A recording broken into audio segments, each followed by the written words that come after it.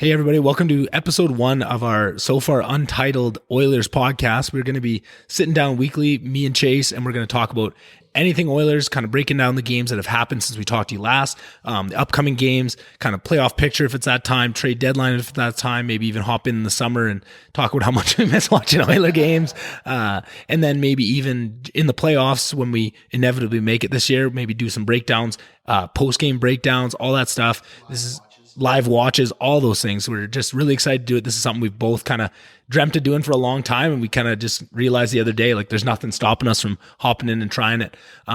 Like I said, it doesn't have a name yet. If you have any names that you think would be cool for it, send them our way. If you have any topics or any questions you'd like us to answer on the podcast, please send them our way. And kind of as we do it week to week, we're probably going to get more structured into kind of format and what we're going to do each week, and probably still leave a little bit of room for flexibility for all the rabbit holes we go down. And at the end of this episode, which we might do before big cards like there is this weekend, we actually broke down UFC 273 as well. We did it right at the end, so if you just want to hear the hockey, you can just cut it right when we give you a timestamp at the end when we're switching to the fights. But it's good if you're watching the Oilers game on Saturday and you want to double screen it like we're going to be and watch the fights and the hockey game. That works perfect. So other than that, I don't think there's too much more to add. Hope you guys enjoy, and yeah, send us any feedback, anything you'd like to see, and we'll try and make it happen for you guys. Anything else to add, Chase? No? All right, perfect. All right, see you guys. All right, welcome everybody to episode 1 of, we didn't even come up with a title. That's the other thing I was thinking. We should come up with a title. Sports. Hey everybody, so this is a new kind of podcast that me and Chase have been kind of kicking around the idea for a long time. Kind of a dream of ours for a long time would be to talk Oilers and put something together that is a place where we can kind of talk all our crazy theories that we end up talking anyway with no mics rolling, just crazy hypotheticals, breakdowns of games, what we see coming up, how we see the division playing out. Me and Chase both turn into real degenerates around playoff time. Some of the things I'm least proud of in my life have happened around playoffs. I think just one that pops into my head was that first playoff run. We were down in Phoenix for a couple games, and for a whole day down in Phoenix, I was just being a pouty bitch. Like, the whole family's having fun, and I was so mad because we played like shit. That was year I was down in Costa Rica. I have kind of where I was. That story too there. Yeah. I was in Costa Rica staying at hostels. I'm trying to stay up in like the shitty internet, the desktop in the lobby of the hostel. Right. Jared and Red are trying to go out. Everyone's drinking. I'm sitting there streaming on like 280p internet trying to watch the Oilers game, and then the shitty call happened. Ryan Kessler, probably one of the worst missed calls NHL playoff history, probably. I'd say it's up there. It's up there. I was pouting in a Costa Rican hostel. Didn't even want to go out that night. Ruined my whole trip. Yeah. So that's kind of where we're coming from. It'll probably become more structured of like knowing the things we're going to talk about. We have some ideas of kind of breaking down the games that have passed. Yeah, the goal is to do this weekly. And then once it's kind of in the swing of things, we can break down the games that happened since we last hopped on and talked. We can talk about the games coming up, kind of the playoff picture if it's that time of year, deadline if it's deadline, kind of whatever's. We're never talking about the draft though. Never. I actually love the draft. I never watched the draft at all until the Oilers sucked real bad and we're getting first pick every year. Yeah, but I didn't care because we were so bad at that time, and I was so jaded for so many years that it was like, I'm not even gonna watch the draft. Like, yeah, if we get number 1, that's cool. And like when you have number 1 pick, I remember when we were in Lister. That's where I was going. The McDavid draft lottery. Yeah. Fraser the Leafs were second last, weren't they? Yeah, I think so. In that McDavid. So me, you, and Fraser. I remember sitting in a lobby. You and Fraser were together. I was going to come meet you guys, but I had the time wrong. I had maybe it was around a time change, whatever. I had the time wrong. So I'm studying in my room. You guys are studying up on Fraser's floor, I think in a lounge. And then I just heard and maybe I'm misremembering this. This might be bullshit, but I felt like this is exactly what happened. I heard like a ruckus, and I was like, "What's going on?" Like the Schaefer Tower shook when like that was just me and Ethel running down to your room, and that's what it was. so then you texted me and said we got number 1, and I'm pretty sure we both were running. Like, you were running down to my room, I was running up to you guys, and we met halfway and did a little happy dance in the stairwell or something like. And then from then on, I watched every draft. Toronto was last that year, weren't they? I think we were second last. Yeah. So fuck the Leafs. Weren't we even like third and still got number 1? Yeah, it was some. Toronto was last though. Yeah. So that makes it even better. Tough nuggies. Looking back, yeah. Tough nuggies. They got Matthews. Yeah, there. that's not looking not too doing bad. so bad. It's not looking too bad. Oh, yeah. I Not love doing so bad. I love Matthews and I love so many players on that team, but I just cannot stand Leaf fans, so I cannot be happy for them. Leafs or Habs? I think I've asked you this in person, but who would you rather have win the cup? Habs. Leafs or Habs? Habs? I mean, I guess they made the cup final last year. Yeah. And I wouldn't have known judged by their fans. Yeah. Like exactly. They weren't too annoying. They weren't too crazy. And I feel like, I don't know, all the, it's a different thing. I feel like it's, my definitely my hatred would go for like Flames, but that's like the team, the fans, like it's everything. I just cannot. Flames is more the team for me. Yeah, me too. I hate all of them. And that was where I used to, I've come around on them now, but Vancouver, that used to be Vancouver for me. Mm-hmm. Like when they, it still kind of is. I'm not a huge, but it used to be worse. Yeah. Sedin's, Biek, Saburo, so that crew. The amount that they dove, like drove me nuts. It was like watching EuroLeague or something. Yeah. It was brutal. I couldn't stand that. There's nothing that pisses me off more than that. This is something a little bit kind of hockey related. And I'm sure you've heard this take before from me. I tell everyone that'll listen to it, but I just don't understand how soccer and all those major leagues, the Premier League, all that shit, does not institute the same diving rules with the fines and shit and the escalating fines that the NHL has. Like if you get an embellishment. You don't get fined in soccer for diving? You do, but I think it's kind of, it's peanuts. Those guys make 180 million. Yeah. But what I like about hockey is the first fine is like you get fined $2,000 or whatever. First time, whatever. Yeah. Second, you get like fined $5,000. Third time, it's like $10,000 and the team gets a fine and it escalates and there's more and more shit. And then you become known for it, right? And you're under the microscope. If soccer did that, I would be a huge soccer fan right away. Can the NHL, does it have to be an embellishment 2-minute call, or can the NHL watch over game tape and say that was a heinous dive? I'm not sure. We saw your ass. So. Yeah. Here's a fine. Like fuck you. Or at least here's a warning or something. Yeah. I think so. I would imagine so, but I have no idea. Oh, how much fun would it be to get a league official, like a rules guy, a ref, or ask Luke Lego. Luke Lego, his uncle. Yeah. Luke Lego. Actually, a good dude. Michaela's brother's, one of his best friends, Gail, is a WHL ref. Ooh. Yeah, he refs in the W. How much difference do you think there is WHL to NHL rules wise? Do they have trapezoid? That's a good question. I have no idea. I don't watch much junior hockey. Oil Kings are good this year, though. That's what I heard. Are they in the playoffs right now? Yes. Yeah. They're not in the playoffs now, but they've clinched there. I think the playoffs kind of end of the month. Oh, okay. Sort of deal. But they've got a whole band of like kids that are supposed to be really good NHL guys, like Gooley, Gentherd, Jake Neighbors. All G's. So they got bunch of G's. OGs, if you will. Oil King G's. Yeah. That'd be fun to go to a couple games of that. Maybe we'll get an Oil King on the old new Oilers podcast. I remember Untitled Oilers podcast, number 1. When I was in high school and they went to the Mem Cup that one year. Yeah. Me and my buddy Ryan, we got there's Ingle. Oh my God. He wants to come join us. So come talk Oilers. We went to game 7 of the WHL final. Mm-hmm. The Oilers were playing the Spokane Chiefs. No, Portland Winterhawks. Ty Ratty and a bunch of those guys are on that team. And it was game 7. Not to interrupt. Who knows? He went down the tube somewhere. He got lost in Bakersfield. We started up in the nosebleeds because it's game. They had those curtains pulled back. They had the whole barn open, and then we went down to we were in front row for the last period. We saw we were eyeing seats across the arena the whole time and got down front row for game 7 of WHL finals. It was pretty sick. They won because they went to Mem Cup there 2 years in a row. It was one of those years. Mm-hmm. And it was kind of a blowout game 7. It was like 6-1. I can't remember the exact score, but things got a little testy at the end. Like there were some scraps going on, and some of the Winterhawks who were leaving next year were getting feisty and trying to fight. It was pretty exciting. Getting the last kick at the cap. Oh yeah. Do you remember your last game of minor hockey? Yeah. Did it get real scrappy? Because it was provincial finals. Right. So then you can't really get scrappy. Not really. It's a blowout. We lost 5-2. So it wasn't too scrappy. So did you grab a guy at the end? No. Yeah. We're not that guy. No, we're not that guy, pal. Yeah, we're not that guy. Neither of us. Last game that I played in provincials, I didn't grab nobody. I horse collared the shit out of a kid. Like blew by me on the wall, and I just hooked him around the neck and slammed him on the ground. It's probably one of those. That was your last game? Last game. But at that time, I didn't know because I was hoping to get an overage because I was a November baby. So I was going to hopefully play in grade 12, wrote this big letter to the league and stuff. It was, got no go on that. Because I think so many people would come down to Slave for tryouts that our numbers would be super inflated. But so everyone comes down from like Wob and Loon and everywhere and tries out in Slave. So we had you guys had a lot to draw from. Yep. And some good teams, like thinking back on it. Fucked us real bad. Yeah. Poor Westlock got the boots from Slave a few times.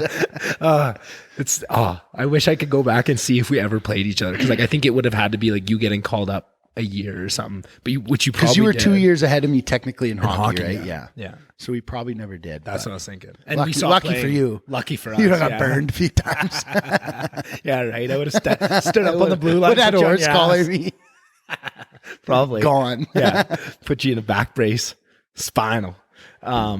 So for Oilers, we could jump right into this Cali swing that we just had and break that down, but almost, I'm thinking before that, let's go all the way back to this summer, the team that we fielded. Winding back the clock. Start of the year, that big hot stretch of like the team had coming in, the big additions, Keith. What were the other big changes that we had coming in the summer? They re-signed Nuge. That was big. That was big. Not necessarily a change, but yeah. We brought in someone on the front end. This is bad that we don't know it. Are you saying that I don't know it? Or no, I don't know it either.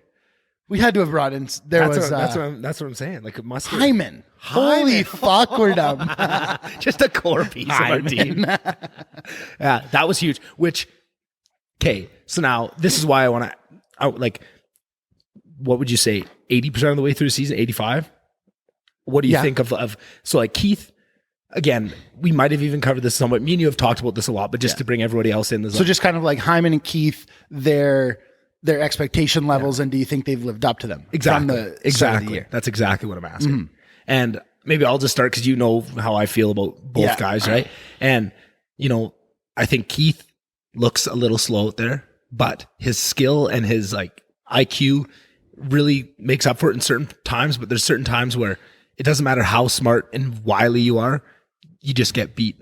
Your boots just aren't there. Yeah, and you can tell he still tries to make some plays that he used to. Yeah, Pete Keith. Yeah, and it's just not quite there. But I really like him. Yeah, me too. Yeah, and I don't even want to say this point because this is your point that I agree with and still. But what's the biggest thing for Keith that you think coming up? The biggest thing for Keith coming up, like when every time I bring up that I'm kind of sketched out. Like when Keith had that stretch of 8 games where he was playing pretty poorly there, you would always bring up the concussion.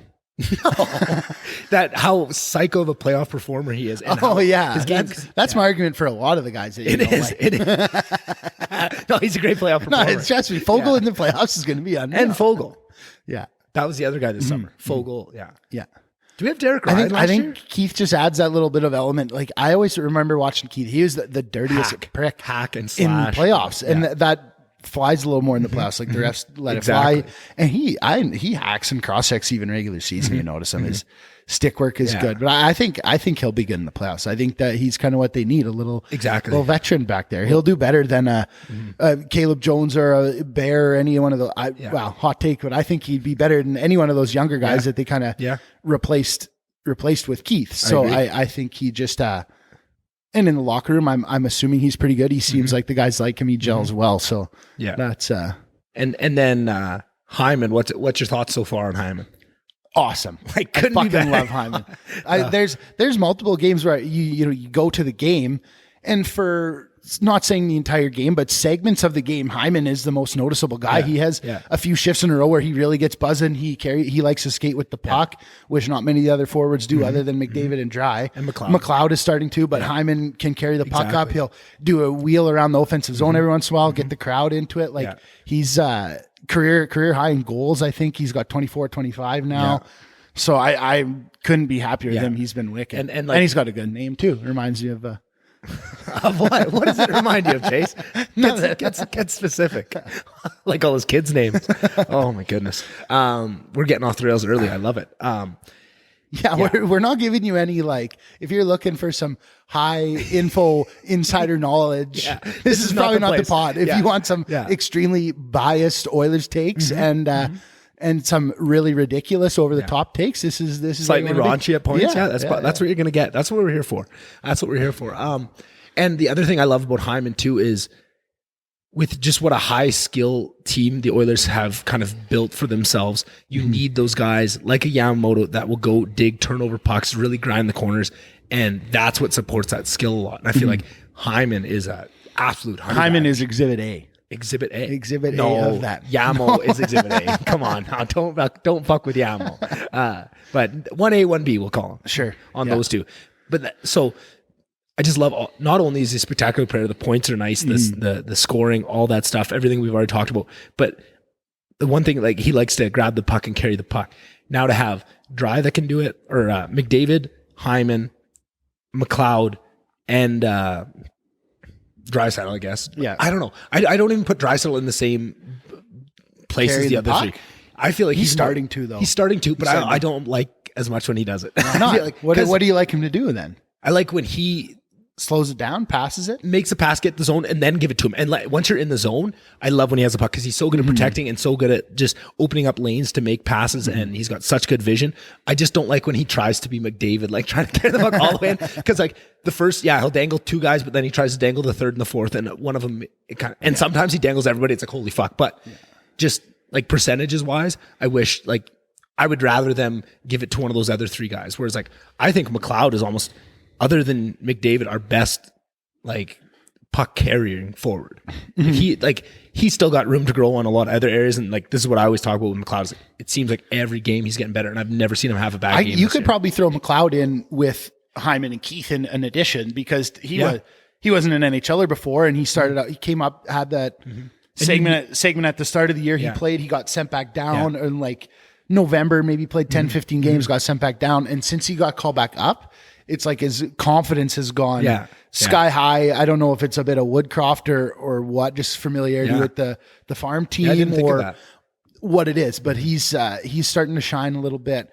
He gives me a little bit of like Ryan Smith vibes. Like he's early 20s. He's already missing teeth. He's kind of got that shaggy hair. He looks a little dumb. Like, but he's just he doesn't play like Ryan Smith. No, not quite. Looks like him. He just kind of has Smitty vibes. Yeah, I think what was it? I saw a post somewhere. It's like he's the lazy man or poor man's McDavid with a hint of Ryan Smith. Like, oh, that's funny. Yeah, he's been awesome. I've loved watching him. Like even some of the tough games for the Oilers, he's been a bright little star in between all the shit, and he's just plays really well.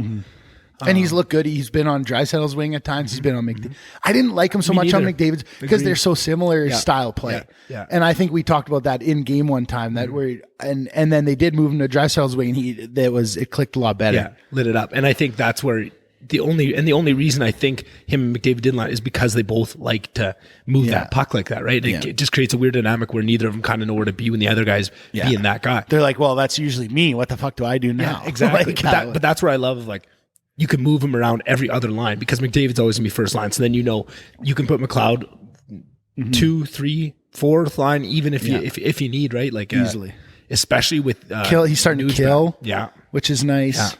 Yeah, I really like that. Because their special teams were hurting units there for a while. Yeah, and I know we've talked about this a little bit of like a couple times being at games where the shots don't feel like they reflect what we're seeing in the game, where it feels like we're dominating, but we're getting outshot. I feel like that's how I was feeling about our penalty kill, where there was a time where like statistically our penalty kill was kind of but it didn't feel like it. I felt like my take on the shots a lot of the time is, I think especially if we happen to be playing a team with a good goalie or just a team with a lot of effort, or lots of teams game plan when they play us, you're looking at Koskinen or Smith. Their game plan probably is get as much rubber to the net as you can. Those goalies are prone to scramble. They're prone to let in a weak one every once in a while. So, and then they collapse. And I think they just, because I mean, you look at, I think if you would go back and look at a game tape, the Oilers maybe give up 35, 40 shots a game on any given night, but lots of them are outside, and pucks getting thrown from the corner and just trying to get pucks on Koskinen and Smith. They're shaky. And that's something we looked at too. What is your kind of thoughts long term on Skinner? What you've seen of him this year? We were just looking before we started the pod. I'm a horrible evaluator of goalies. I find like I just kind of with goalies, I'm a big like, what have you done for me lately guy. I'm not good at looking at goalies being like, wow, his blocker hand. But I do like Skinner. He seems to battle hard. He keeps us in a lot of games, and he seems to be consistent. Yeah, there's not and really, he's young, yeah, which is nice. He doesn't really have any of those outlier games where he'll give up 4 on 12 and get yanked. Like he doesn't have those, which is I think a good sign for a young goalie. Yeah, that is true. That is true. And there's lots of upside for him to grow. And meow. Any other additions we didn't talk about? Fogel? Yeah, he was an addition too. Yeah. Another big, hopefully playoff performer, because it's felt like watching Carolina last Speaking of years. Fogel, this going back, Ethan Bear, just to chat about him a little bit, because he had the biggest like support of fans as a returning player that I've seen. Yeah, like since Ryan Smith, man. Like when Ryan Smith came back to the building, everyone's wearing their 94s. Like Kyle Lowry just came back to Toronto. Like I was at the game when Bear first came back, and there was more Oilers jerseys. It seemed like with Bear than any other Oilers jerseys. Like he had a ton of people out supporting him, and he was I would say he overall just like jersey sales. He probably is like behind McDavid and Draisaitl. Oh, for sure, easily. Like, he's got to be right. Like at least for those couple years where he was there and and playing regular, I would say. Yeah. So that, which I don't know if this is where you're going with it, but like the pressure that puts on Fogel, and who knows, every player is different. Some guys don't even pay attention to that shit, but you don't know. But like just as coming from us who are just, super fans, you see that there's going to be extra pressure on him too. And like when we talk about expectations to how they've lived up to it, I think that's where it kind of, for a lot of people, right? Like, I don't know. He's been good. I feel like he's a bit he scored the other night. Real nice goal last night. Yeah. And a big goal that we needed. And also what I really love now is we were so kind of injury stricken that he kept kind of getting bounced around. He couldn't really find any big fits, and he kept getting slotted onto kind of a poo third line. But now that Nuge and Puljujarvi is back, it kind of shifts everybody down, and now Fogel can play with Nuge. Now he's paired with it. I don't know. Some people might think it's great, but I think Nuge is an elite forward. I think he is like two-way, unbelievable. I love Nuge. I think he's elite, dude. Elite, eh? I think he's in that. So I know I've given Nuge shit on this pod before. I can't even remember which. Was our and road trip one or something? But it was before we left on the road trip. Yeah, and I actually had written in my notes I wanted to talk about Nuge a little bit, because I probably am eating my words a little bit on him, because I like he isn't flashy. He isn't. But when he's out for those, whatever, how many games was he out? Less than we thought. I remember looking at it, like he had 2 big spurts. But I think he missed maybe. I think he's probably missed 15 to 20 games. That's where I was going to go. Yeah, and he's kind of one of those guys that I think you don't know what you got till it's gone with Nuge. Yep. When he's in there, he's so steady. You don't really realize he's there. He's such a stabilizing force. But when he's gone, that's such a big hole to fill, and I think their special teams, especially their power play floundered a little bit. And now I saw since he's back, they're running at 50%. Oh, that's wild. Like since they were down below 20 when he was out. Yeah. Like and I think, I don't know what it is. It's not like he scores. And our penalty kill too. And he scored. Yeah. How many shorties has he either scored or set up this year? Because that Fogel goal was a shorty. The San Jose goal was a shorty. Yeah. The one the tying in the third. And I just think on the power play, he seems like Barry a little bit has the trust of McDavid and Draisaitl, but Nuge is just so sure with the puck. He always makes it's on and off his stick all the time. And Draisaitl and McDavid aren't. It doesn't seem like they're afraid to feed it through him that other side. Yeah. And I think that's why their power play gets so much better when he's there. Who is your preferred other forward on that power play with Nuge in the line? You like Hyman? Yeah. Oh yeah. His puck retrieval, man. That is huge. He kind of hums around in front of the net, and he's so good. He was good at this in Toronto too, at like recognizing where a loose puck is going to be or a rebound. Yeah. And he'll abandon the front of the net, go in, battle 2-on-1 with Draisaitl or Nuge in the corner, and win battles, and then get back in front and be a little. He's like Dennis Rodman when you watch The Last Dance. He talks about like his rebounding and like getting like the mechanics in his head of like just seeing the rim where that ball's going to. He's almost the same with the puck of like, okay, that puck's going to end up there. I'm already that half step of beating a guy there. He's very good at that. And I think that's what that power play needs. For sure. Because then they can start firing it. And I think, especially when McDavid starts shooting, he had that goal in Anaheim, just kind of, it looked like a little slingshot. Yeah, sizzler. Oh yeah, and when they can start firing and knowing that they might get a second, third opportunity because Hyman's going to go retrieve, That wind is fucking rank. I can hear it. Wow. Look at the panels on the roof. Look at them like flopping in the wind. I've never seen that. Ingo's got some loose shingles. I know. What the fuck, Ingo? Cheap prick. You probably got the cheap ones. Cedar. Oh my God. Yeah. So like, I agree. I think that's correct. But also, counterpoint, Yamamoto. I think I just love him so much. Yeah, no, I agree that Hyman's probably that guy, but I also do like every once in a while giving Yamo shifts because I feel like he's only going to get better and better in there. I think with his size, he's kind of got to figure out how he can play. He had a good run on the power play. I think when Nuge was out, he was kind of there. He got a few goals in there, but I like Hyman in that spot so much. He's so good at it. I agree. And I'm all about Barry on the back end. I think you are, yeah. I think Barry. And I am too now. I just was getting a little bit low on him because I think he's one of those guys, and I think this was true of him in Toronto, everywhere he's gone, where he's very similar to like Mike's our goalies, where when he's confident and he's on, he plays very well, and when his confidence gets shaken a little bit, he doesn't look like the same player. And now it seems like he's got that flair again. He's playing like he used to, right? Like that first year we had him. Yeah, he's very similar. I fucking love Barry. Yeah, love him. He might be my Yamamoto. Really? I love Barry. I think he's electric. I've seen him score a couple of real nice goals this year. I think he's awesome. Yeah, no, I'm back high on him again. Yeah. what did he say the other day? Barry for Norris. Barry for Norris. Yeah. Barry and Kulak, give it to them both. Yeah, twins. Yeah. Kulak, we didn't even go over probably like the bit. Oh, because we didn't get to with those summer editions. So then we'll go to the deadline moves. Bringing in Kulak, that seems to have paid dividends pretty well. He's probably been our best defensive D-man since he came. Nurse maybe. Probably. Yeah, but Nurse makes $9.5 million. He doesn't count. Yeah. He's like 2 D-men. Yeah. No, Kulak's a really good skater, man. He's impressed me. He's pretty confident with the puck. He makes good passes out of the zone. I think he was good. And I think Brassard is another one of those, not maybe necessarily on Flashy. The same.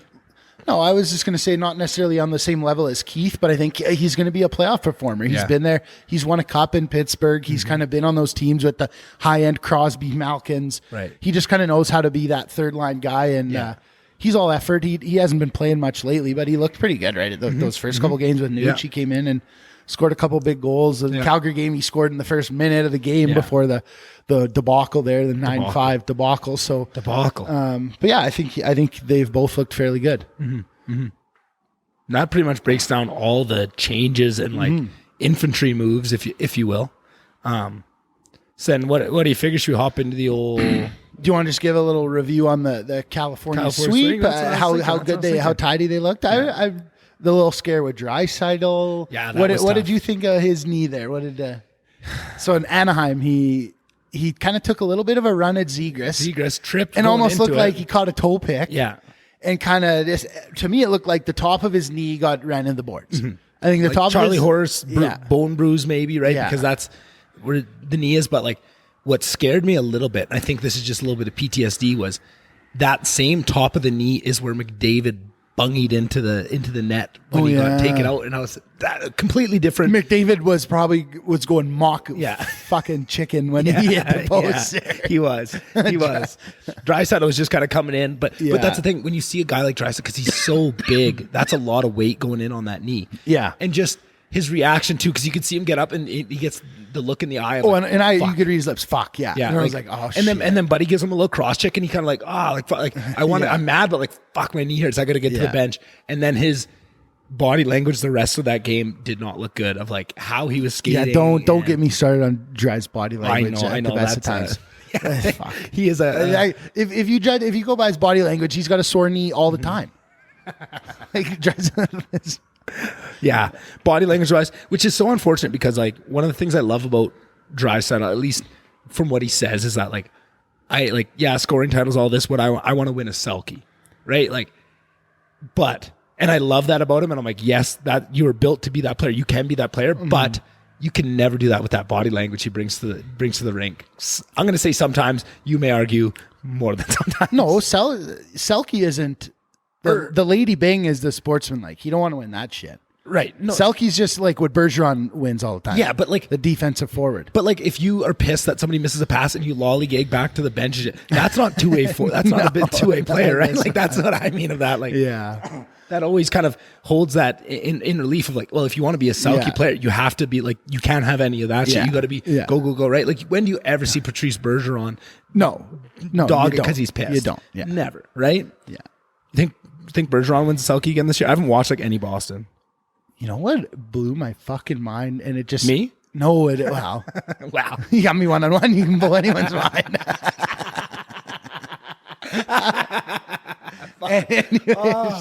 Oh my God. I was curious, like, I mean, you get on here, all the inside jokes we have, and like eventually if we do this weekly, people are going to pick up on them. But like sometimes like, I'm just like, I wonder if people are just sitting there like, I don't even know what he said. But to us, it's like, oh my God, you just tore it to shreds. Where was I there? Where was he going? I don't know. You're in my heart cavity tearing it to shreds, I think is where you were. You said, you know what blew me away? Oh, Patrice Bergeron's going to win the Selke. Yes. Some idiot said Austin Matthews. I've heard relevance of that too. I had no idea, and there's no way. I don't know. I haven't watched enough of his, like, because like I've definitely watched like Toronto's one of those teams where if it's on, I'll throw them on because they're exciting to watch. But I'm always so focused on like I've never watched his defensive play. Like I don't know. And I think that's that's tomfoolery, man. For me, this is what's the opposite of the benefit? Like the detriment of being on Toronto is I have to take everything with like 6 spoonfuls of salt when it comes to them because Toronto media is so crazy. They're going to say like, oh, you know, like Marner, Matthews, and like Bunting should all be up for the Selke. Right? They would nominate the whole fucking like Campbell for Vezina. Exactly. Giordano for Norris. Exactly. So I'm like, every time something comes out of it, like it's like, like, okay. Yeah, I think really the only one truly that has merit probably right now is Matthews for the Hart. For sure. He's probably front and under for me too, right? Like, especially with the amount of games he's played, like the goals per game, like stats that he has. It's unreal. I have that in my notes too, the Hart Trophy, because I wanted to talk about that. Let's hop into it. And then we'll go into the California swing. I think we talked about it a little earlier, and you said McDavid is a victim of his own success. Yeah. And I think that's so true. I like, and if you look at a guy like, compare him to LeBron James. LeBron James has been the best player in the NBA for 15, 20 years, but he's won the MVP 3-4 times. Yeah. And there's been years where LeBron leads the league in scoring. He's the best player by far, but you're like, well, he won last year and won a championship. So like who else could we give it to? Yeah. Like it's almost that it almost became the anybody but LeBron award because he just, why give it to him? We already know he's the best. Yeah. Let's just give it to someone else who had, in comparison to the rest of their career, a standout year. Right. Carried their team a little bit. Let's give it to that guy. And I think that's what's going to start happening with McDavid. Yeah. And I think like you always have to take Draisaitl out of the equation when you're looking at McDavid compared to the field, right? Because they're running mates, right? Like, so McDavid's 10 points ahead of everybody else. Huberdeau's probably next. And did he crack 100? Yeah. Oh, yeah. Huberdeau had that 5-point game. He's up to like 104 now or something like that. Okay, then McDavid's not way ahead. But that's the thing of if McDavid's not 20 points ahead of the field, it feels like, oh, he's having an off year, right? Like that is what's such a fucking weird like way to look at it. What do you think he has to do? Because listening to media and it sounds like McDavid he might not even get nominated. I haven't heard like all the nominations I've heard. I haven't seen McDavid or Draisaitl. I've heard a lot of Yossi. I've heard a lot of Matthews. I've heard a lot of Shesterkin, who I don't mind Yossi. I think he just broke the Predators franchise record in points. Yeah. And he's a D-man. Like, no forward in Nashville's ever gotten 89 points. Like, come on. That's wild, hey? But they've always been a defensive minded sense. For sure. But I just, can't believe, that's wild. Philip Forsberg or, someone like that has Arvidsson, he had a couple of those big years, Yeah, so Yossi, I don't mind. I think he probably is. But I just say give him Norris. Yeah, agreed. Yeah. I think... What do you... So, I guess my question, what do you think McDavid has to do? Or what do you... If anything, do you think it's possible? Do you think he's on a 7-game goal streak right now? Do you think if he turns at the last 10 games of the year, 17-game goal streak, the Oilers threaten the Flames for the top seed, get up there? He has to crack 50. I think he has to keep this points. Oh, it's probably the garbage can got mucked over in that win. That is, yeah, I can see it in your eyes. Look at you just shit your pants. Ready to karate chop. Yeah, I think he's got to do almost everything. And like, and this is the thing. I don't think he should. I think he should be at least nominated in the conversation. I will definitely entertain arguments that there's other people that are more deserving of it right now, but to take him completely out of it like that is crazy to me. I think so too. But having said that, like within this world, this reality where we're living in, where apparently he hasn't done enough and he should not in the conversation, which is crazy to me. But just saying I'm going to live in that world, I think, he has to ride either this goal streak to a bigger thing or he has to stretch the points lead out to double digits, 10.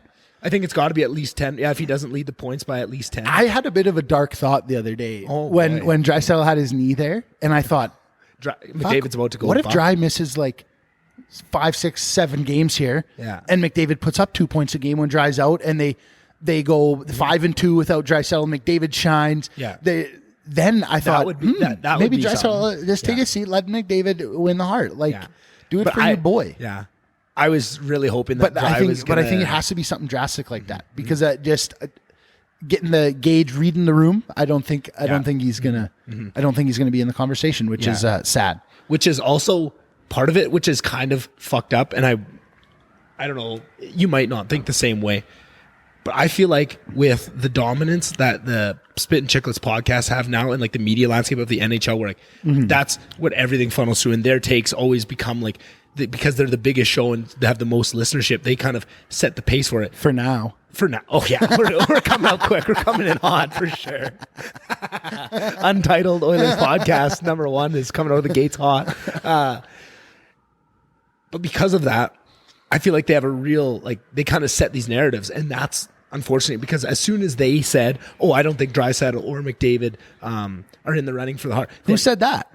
Whit and Biz both kind of had that a couple weeks ago. What's he saying that bullshit for? I know. I can see Biz. Well, Biz fucking farting that shit out his mouth. He hates the Oilers now. Just getting into that whole shit. Fuck. Wearing his Bieber reversible Leafs jersey. Fucking guy. He's a big Toronto fan, big Pens fan, big Calgary fan. Yeah. He's a big of a bandwagoner as my grandpa. Yeah. Oh shit. Maybe not that big. Whoa. Big Thornton guy. Big Thornton guy.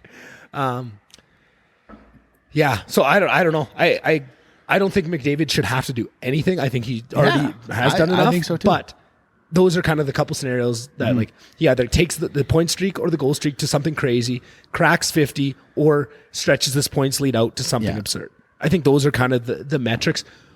Or he's just like keeps playing like he is and dominant and reminds people, because like I feel like there was a stretch there where I don't know if he gave up on the coach or if he was fighting some injury, but he did not look like himself. Their whole team didn't look like themselves. The whole team, but that's the thing. But the whole team is McDavid. When he is flying, for sure, whole team is flying, right? And it's that confidence. And I guess you could almost say it was that down stretch where it almost accentuated how valuable he is. Yeah, because you're telling me McKinnon or Huberdeau haven't gone, a 5 or 6 game stretch where they get a couple points and aren't quite performing. I guarantee you Colorado still wins 4 of those games. And Florida still wins 4 of those games because they're stacked to the teeth. Yeah. Oh man, I've been trying to make a point of watching a little bit more hockey because of that reason, and because I think McDavid is so up there and should. Yeah. I started watching some Colorado games. I've been watching some Florida games, and Huberdeau is sick. Yeah, McKinnon is awesome.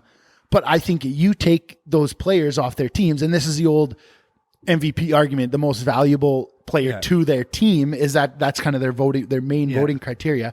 You take McKinnon or Huberdeau off of those teams, I think they're easily top 3 in the division still. There's no way they're not playoff teams. They're not battling for a wild card. They're still wagons. They're still fucking good hockey teams. You take McDavid off. We aren't making the playoffs. One, because the team is going to be bad. 2, Draisaitl is going to be so mad trying to carry that thing by himself. I think you take you take McDavid off that team, and we are a hurting unit, borderline wildcard team at best. Like we're struggling, battling every night to try and make the playoffs. For sure. But you take those other guys off. Florida's beaten 80% of the teams. Like they're fucking so. Which I think is what supports kind of our take where he's already done enough. But I think for some reason that's just not the way that other people are looking at it. The people that matter. I think he's the new LeBron. LeBron. King McDavid. James. King David. So 6-1 mucking to start the road trip.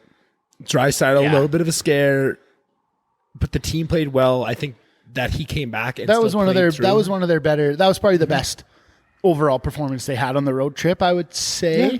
I think they kind of asserted themselves early, and Anaheim is hurting a little bit. Yeah. I think they gave away Lindholm and a couple guys at the deadline, and Troy Terry's hurt, and all that nonsense. That was something I wanted to bring. That's kind of why I brought up Troy Terry. What did you think of that whole Troy Terry situation? Whatever. Kid got beat up a little bit. He had some stitches around his eye. I've seen worse beatings in West RF Staples Field in grade 8. I don't think it was that bad. I just didn't like that he didn't drop the gloves and probably on the linesman, get in there soon. You see the guy doesn't drop his gloves. He's just getting his eyes pumped shut. Get in there, figure it out. And maybe when Troy Terry falls to the ice, Beagle could stop hitting him. I think there was a definite line crossed, but I don't think it was as heinous as everybody is making it out to be. I think it was a really pissed off old Beagle who's been on the Caps, who's been on really good teams. Yeah. And now he's losing 5-0 to the Ducks. And not to mention 5-0, but one of those goals was Zegras doing that. He tried to shoot it between his legs, goes around the back. Michigan picks it up and scores around another forward on their team. Tucks it around him into the net. That was a pretty sick goal. It was unbelievable. But imagine a veteran that's been in the league for a long time, seeing that shit already being pissed off, and then sees Zegras go in for a... Well, the puck was loose, and I'll give him. But and that was a pretty good cross check that he took. So I kind of see Terry. See your buddy Zegras take a pretty meaty cross check in the old rib giblets, and you get a little pissed. Yeah, you got to be careful going into a scrum like that. Remember protect yourself. That Tampa game we were at when the Tampa scored. And there was a big old brouhaha. Yeah. Malone went in and hit someone. And then Archie came flying in. Archie came flying in out of nowhere. Yeah. And he kind of grabbed Sergachev and got Sergachev on the ground. But Sergachev turns around and kind of beat the shit out of Archibald. So if Archibald falls to the ground and gets beat and has some stitches and is bleeding, do you say Sergachev should have quit hitting him? Or do you say he went into the scrum, he grabbed a guy, he's now... Once your hands are on another person, in my mind, you're a willing combatant. I think don't grab the guy who's in a scrum because my dad always told me don't get hit first. Yeah, so I feel like a lot of those guys are probably the same way. 100%. If they feel a guy if you feel a grown man grab you out of a scrum, you're not going to think, oh, he's grabbing me to hug me. Yes, you're going to defend yourself. Okay, I agree with the point you were making. I just think there's better examples because to compare what Archie did to come flying into that scrum versus I couldn't think of anything else. Versus little Troy Terry. Troy Terry's a big dude, man. Archie's a little Troy. I just cannot. Something gets my blood boiling when I see the visual of a guy with his gloves on trying to protect, just getting his face pummeled in. That is just the worst vision. And that's the shitty thing. Is the better thing to do is to drop your gloves and try and tie him up. Because you can't do nothing when you got your gloves on like that. You're just eating punches. But then as soon as you drop your gloves, now you're that willing combatant. Yeah. It's the dropping the gloves thing. I think as soon as you punch a guy twice and he's still got his gloves on, I think you either got to wrap him up or figure something out, just to keep pounding on him. Take his gloves off for him. I guess. We're fucking we're fighting. Yeah. I'm punching you. Yeah. Do something about it. Right. Which is an argument. And I agree. You come into a scrum like that. And I think that was most of the take that people that have played that are probably the ones who should talk about it. Not me and you had, a couple Muppets in the stands giving our take on it. But I think that was a pretty predominant feeling on it. If you go into a scrum, you got to be prepared for that. Yeah. That's kind of the price you pay. Yeah. Don't go grab someone if you don't want anything. And I mean, hey, we'll play the Ducks without Troy Terry. Let's go. Yeah. I'll take that any day of the week. I think maybe if with Troy Terry, it would have been 6-2. Probably. Big whoop. Probably. Maybe they would even. But yeah, that was a dominant performance. Draisaitl, that was a big night. He got his 100th point and his 50th goal on a bum knee. So that was about as smooth as she goes. Yeah, and then we roll into San Jose with Sans Draisaitl. Dryless. Dryless. Oh my goodness. Where's the media on that one? Where's Gene Principe? Holy man. Oh God. But I watched the game yesterday in a bar or in a restaurant, so I didn't get to hear what was going on. Did you watch the Gene Principe? You don't usually watch Gene at the start, hey? When I did. It was horrid. What was he putting on his face? I don't know. What was the pun? Blassetti sent me a Snapchat of it. It was man. It was. I don't know. I don't remember what it is. Oh, that's funny. Was it some Vaseline on his face? It looked like it was white. Yeah, like it was like whipped cream or something. Know. He like did some sunscreen, maybe. And I don't know. I don't know if it's so much him anymore as it is like the writers just like giving him a script, because he did a little intro to a game or a period or something. And like, I get Gene's thing is puns. Yeah. And he makes a lot of them, but there was like, it sounded so scripted, and about every line had a pun. Yeah. Like it was a line with a pun, a line with a pun, a line. And it was just like, man, a machine pun. If you will. Machine pun. Take a chill pill on the puns a little bit. Yeah. I love old Gene. Yeah. But the San Jose game, yeah, a little bit worrying going in, and like you tell the Oilers had to play a little bit different game. It was pretty close. It was what 0-0 after the first, or yeah, no 1-0 San Jose. Yeah, right. And then we didn't score till the third, didn't we? It was 1-0 going into the third. Sorry, I think San Jose did score in the second. You could look it up, be sure, but I think it was definitely 1-0 going into the third. How do I fucking? And I felt all game it wasn't necessarily that the Oilers were playing bad. It just seemed like their hands weren't there. It was bumble around. The San Jose's were bumbling around. Even that shorthanded goal I felt was bumbled into the net. There was a 2-on-1 with Hyman. Yeah. He kind of fans on a pass. It bounces across. The D-man in the middle bumbles it out. Nurse bumbles a pass back to Hyman, and somehow it bounces around in front, and they bumbled it into the net. Like it was the whole game. I feel like it was bumbly for sure. The whole game was bumbly. That one play, I feel like it went from bumble to skill. That little smack backhand that Draisaitl did to Hyman was like super. Draisaitl wasn't on the ice. It was Nurse. Sorry, that's what I meant. Yeah. Nurse. That little. They were dry less. Did you not remember? Dry erase. I don't know. Yeah, I agree. Pretty sloppy game. All in all, they scored. Yeah, they scored 5 minutes in, and then we didn't score till the third. Yeah, got that shorty. but they stuck with it. Like they stuck with it. Like I said, I don't think they played bad. I think the ice was bad or something. And who did? Well, probably down in California, it's plus 30 down there. Yeah. All warm. So now, without Dry in the lineup, I'm trying to remember, who did they throw out with McDavid for overtime? Who's the other forward? It was Hyman? Kane? I think it was Kane. Yeah, that would make sense. Yamo.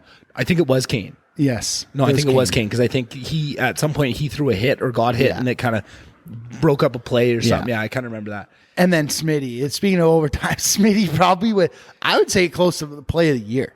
100%. And that's the thing. And the fact that he let that goal in 5 minutes into the game, and we couldn't give him any run support, and he kept it 1-0 all the way into halfway through the third for us to get that goal. And after he really kept us in it. After the Oilers tied it up, they turned San Jose it on. kind of turned it on a little bit. Yeah, and it was 1-1, and Smitty, I think, he got us a point. 100%. And then he got us 2 points. Oh, yeah. So that was like his best game of the year of just him making an impact. He was playing the puck well. He was getting us out of jams. He was spectacular, which is kind of, I think, as fans of the Oilers, we've been waiting for a game like that out of Mike Smith, right? Like, he's had some good games where it wasn't awful and there wasn't any big gaffes, but I don't think he's really gone out and stole us a game like that, where I think that was textbook goalie stealing you game there. Speaking of, we'll stay on Mike Smith a little bit here. I know I said you won't get any trailblazing insider knowledge, but I think we're about to drop our first insider knowledge here. So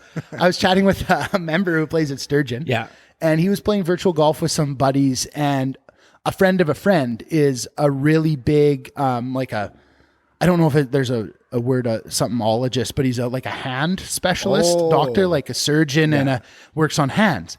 And this most recent injury with Smith, his hand is bad, and this guy got called in to consult on it. And Smitty can't close his glove hand. It requires surgery. Jesus.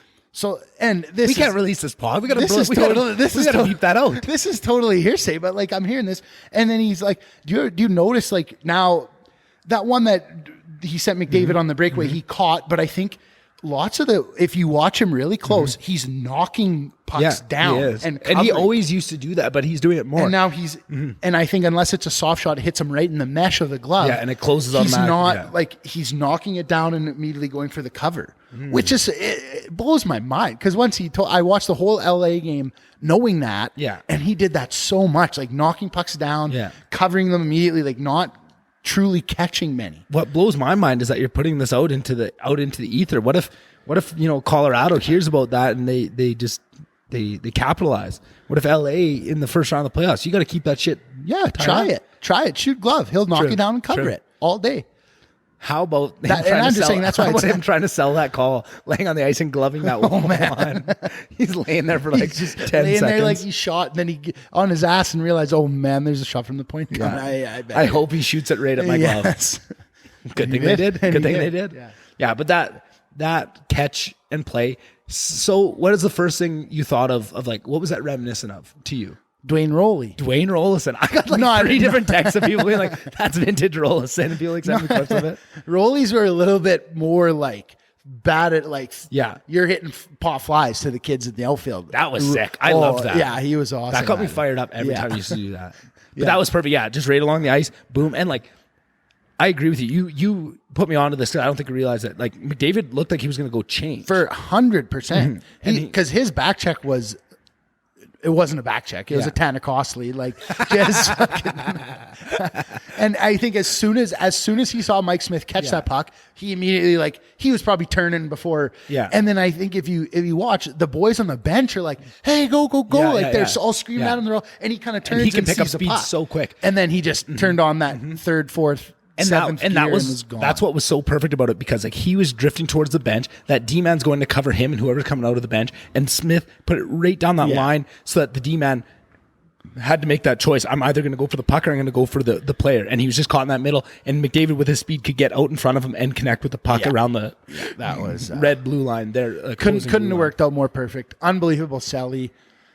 The selling. What do they call him? The pumpernickel? The old one knee, little fist pumper. And like the in-sync pumpernickel from Smith and McDavid skating at each other, both doing it on one knee was like one of the best things. I wonder if there's a better camera angle of it, because like that is history. I think the one angle from that corner is the best. Maybe like up high angle of the whole. That's what I'm wondering. I feel like lots of times, like later on, for like just promo packages, they go back and they find like better angles for shit, like. For lots of like those like playoff sellies and stuff, like guys jumping into the boards, there's always like shit coming out of it. Yeah. But here's the hoping. Yeah. So then that was the San Jose game, and then last night they played LA. And yeah, again, I watched it in a restaurant for the first two periods, so I didn't really. I thought it was a pretty tidy game. Yeah. I thought they. I think you texted me that after the game. The first period was very tidy. I think they gave up 4 shots in the first period. Oh. Like the second period loosened up a little bit. They gave up a shorty. Whoever that number 12, his last name is Moore on LA. That guy buzzes around. He had some energy last night. I think he leads. They said he leads the league in shorties. He got his 5th last night. Whoa. And I can see why. Like he's an absolute jitterbug. Like he just. I liked him. I kind of he could look good in an oil jersey. More deep dig, get in more. And then isn't LA one of the teams that has like the most man games lost to injury this year too? They could. I think they are. I think they're right up there. Who's hurt though? That's the thing. I have no idea. But Dowdy, I guess. Dowdy's been hurt. That's a big one. What's the old tint visor there? Kopitar. Wasn't he hurt for a bit too? He might have been. Yeah. Dustin Brown's out. He's been out long term. I think Quick has had some in and out. I don't think he's necessarily been out. They've just been splitting time with that other. It's almost exactly half and half with him and that Peterson. Right? Cal Peterson. Yeah. He's been pretty steady, but I think Quick's numbers are just slightly better, but they're splitting time. Quick will be the playoff guy. There's no doubt about it. And Quick he's got that dog in him for sure. Yeah. Which I hate. I don't like that he has that. I hope that. Yeah, but Smitty has that too. Smitty's got the biggest dog of any fucking goalie in the league for sure. Sometimes it's to his detriment, but I'd rather him have it than not. Yeah, he's a Roddy. Yeah, he is a fucking Roddy. So then, a couple goals. Who's scored for the Oilers? McDavid, because he's on a goal streak. McDavid had a beauty. That coming off the wing, or am I thinking of a different game? Yeah, he was coming wide. Yeah, short side, kind of bar down over Quick. Bar sizzle. Yeah, because Quick, like the shot released so quick, you could So quick. That Quick couldn't really even get his shoulder up. You could see him trying to spin. Quick. Yeah, he was way quicker than Quick, which is like Quick's one of the smaller goalies in the league, right? Yes. And like that's what I was thinking. But he's so athletic. He's so fucking good. Yeah. But I'm saying like that's like almost the one time where his size kind of failed him there of like a guy like Koskinen, he probably could have got a shoulder on that just because of how much of the net fills up, right? Like where Quick's coming across and he's so athletic, like it's no knock on him. Yeah. And then Fogle had his 10th. Fogle had another one. Fogle, well, that was his goal. His goal was last night. Right. That was the he made it 2-1. That was a shorthanded? No, Shorty was Nuge against San Jose. Shorty was Nuge so against Fogle San got his Jose. 10th. It was a really nice play. Ryan kind of made a move in 2-on-1. Bouchard had made a real nice move at the blue line. And then the other goal was Bouchard. A point shot. Bouchard had the only assist on McDavid's. He assisted on and then he had a 3-point night. Not bad for the kid. Yeah, and kind of cool stat I heard. We were talking about it right before you jumped on here. The Oilers now, which surprised me when I heard it, they're fifth in the league in points from D-men. Yeah. Nurse, Barry, Bouchard, all over 30 points, which is pretty fucking swifty from the back end. Swifty, hey? 3 guys over 30 points. Yeah. I think I'm not quite sure who's ahead of them. Probably I would say Nashville, Colorado, Florida. I think just probably the teams that score teams, a lot. Those D-men. Wasn't Dallas always a big defense heavy team too? But they just don't score. Well, Heiskanen, Klingberg, yeah. But Dallas is boring as sin. Yeah, they suck. They suck. Yeah. So that was a good little swing. Now they come home tomorrow against Colorado. Yeah, that's going to be a good game. Yeah. I think the Oilers always play up to their competition. I think they're kind of notorious, or down, whichever way you look at it, especially earlier in the year. I mean, recently they've been pumping Anaheim and Phoenix, so that's what I like to see. I think they're not. They're always in that top gear, which is nice. They're playing that playoff style hockey. Yeah. But I think Colorado's clinched. I think they're. You know what I just realized when we're talking about like all like the changes, talking about like the deadline guys, the summer guy, Evander fucking Kane. Oh. We didn't even talk about Kane, and I think that's just because me and you have talked about Kane so much off the podcast that like I just feel like we talked about it, but he's. I think out of all the additions, he's the biggest one by far and away the biggest one, and I think maybe we didn't talk about him because I don't know, for me. He kind of came in halfway between deadline and start of the year, and he has so many goals, and he's established himself so much. Feels like he almost doesn't even feel like an addition anymore. It just feels like he's a core. He's a core guy, and I know there's talks about re-signing him. I know Puljujarvi and Yamamoto are both RFAs. So here's my question to you. Right. You guys all know the old game, fuck, marry, kill, right? Yes. So I think Puljujarvi, Yamamoto are both restricted free agents at the end of the year. Yeah. There's kind of talks they're gonna try and keep all 3, but if you include Kane, he's gonna be unrestricted. There's talks he might be getting like 4x4 out of Bob Stauffer's mouth, who's a pretty reliable source, I would think. So if you were to fuck one, marry one, kill one, fuck as in you're trying to keep him around. Yeah. Maybe qualify Yamamoto, qualify Puljujarvi, keep him around for another bridge deal. Yeah. Marry one, so sign one long term, like 4 or more years, and then kill one. Like which one of the 3 would you be? Would you be okay seeing go? Maybe in a trade for a goalie if you trade one of those young guys, or because I think.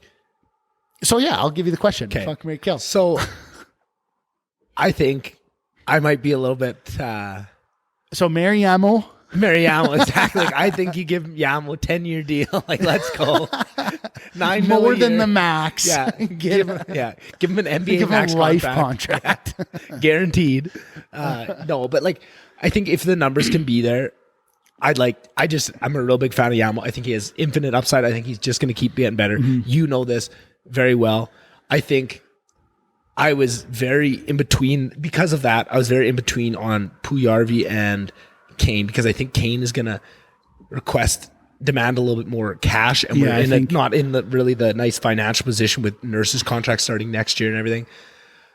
But, and then the other side of it was the worry of the long term with just like attitude and like extracurriculars, maybe we'll call it, that you are bringing on a lot of downside risk. And he's 30. And he's 30. Which, I mean, you're signing a guy to for 4 years. Yeah.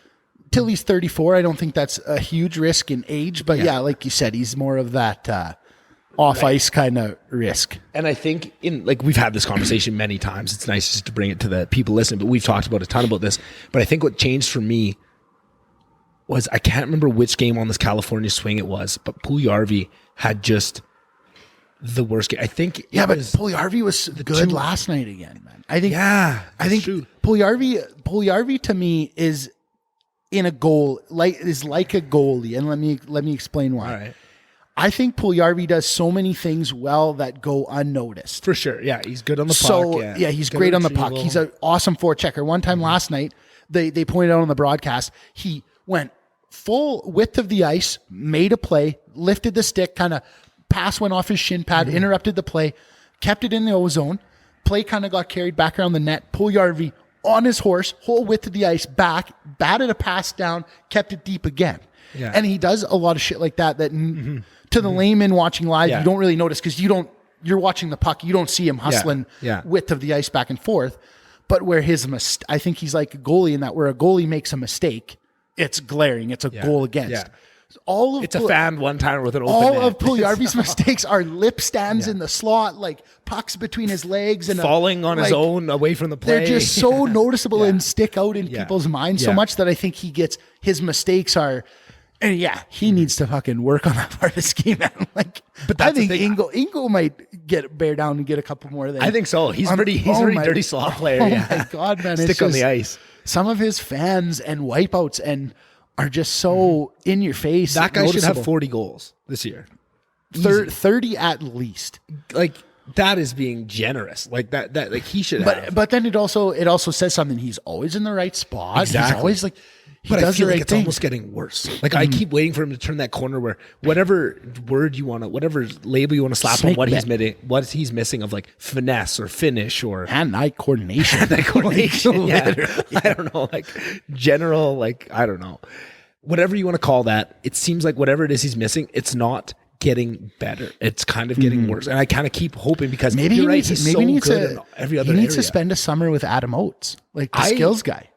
Can you imagine? Get you working on, because I think lots of it with him, he's such a big guy that it seems to me like all the attributes. he's physically in the right spot, but his body is not in the right physical space to one time a puck. His legs are too open or his shoulders aren't square. There's always something that's wrong that's putting him off balance or putting him in a spot where he's not ready. So I think he needs like a very good skills coach that will teach him how to put your body in the right position to where the puck is, you angle. There's something off with him. And I can't put my finger on it. I know. Maybe Adam Oates could. Maybe if anybody can, it's probably fucking Adam Oates. Yeah. Huge Adam Oates guys right here. He's awesome. Yeah. We're a big fan. Yeah.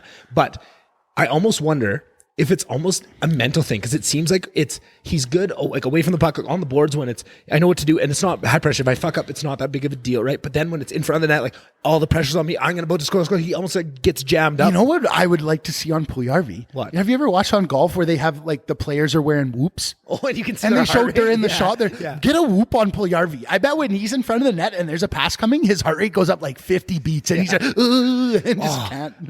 They talked about it on Chicklets. I can't remember who it was. Like I want to say it was maybe like Joe Thornton or somebody, but they said like they just like their heart, it doesn't matter, like whatever play, their heartbeat never goes up. They said like they've learned. And I guarantee you Puljujarvi is not that. But that's what I'm wondering. Like I don't know if it's just because he is very goofy too, and it seems like it's but I wonder if it's almost just a mental thing where he just gets jammed up in the real when it's the rubber meets the road. Like I see that opening in the net, I'm so horny to fucking finally put this one in and I just completely miss it or fall on my ass or whatever else happens, right? Yeah. I don't know if it's physical or mental, but where I'm standing to get back to the fuck, marry, kill of like, I'm feeling like the risk that you're taking on with Kane, I would rather try that experiment than the risk of Puljujarvi not figuring it out and always being I that think player. if you look on the side of getting rid of him and letting him walk, I think if you're, let's say hypothetically, the situation where you're getting rid of one of them is you qualify them both, and then maybe you realize in the future you likely aren't going to be able to qualify them again next year. They become UFAs or not. Let's say a trade for a goalie, Puljujarvi is probably going to have a little bit more value than Yamamoto is in a trade, I think. Yeah. He's bigger. He was a sniper kind of in his junior days. He was for Finland in the World Juniors. I remember him with his ugly bucket on. He was unreal. They won gold medal that year Yeah. with Puljujarvi and Laine on that team. Yeah. So I think he would have a little bit more trade value than Yamel. I know if you were a GM in the NHL, that wouldn't be the case. But I think you can have Doughty, you can have, Huberto. Give me Yamamoto. You can have whoever's on my team. yeah. Do you want Kilmakar and McKinnon and Landeskog for Yamo? Yeah, I'll take it. But at least I'm honest about my homerism. That's why I said you're getting on this pod. You're going to get some very extremely biased opinions for sure, and a lot of Flames hate. It's going to be big time. We're going to chirp a lot of Leafs fans. Yeah. FO. We should get FO on to have a little battle of the. When the Leafs lose in the playoffs, we'll have him on. Yeah. Get his feelings. Yes. Yeah. We can talk about him. That's a good call.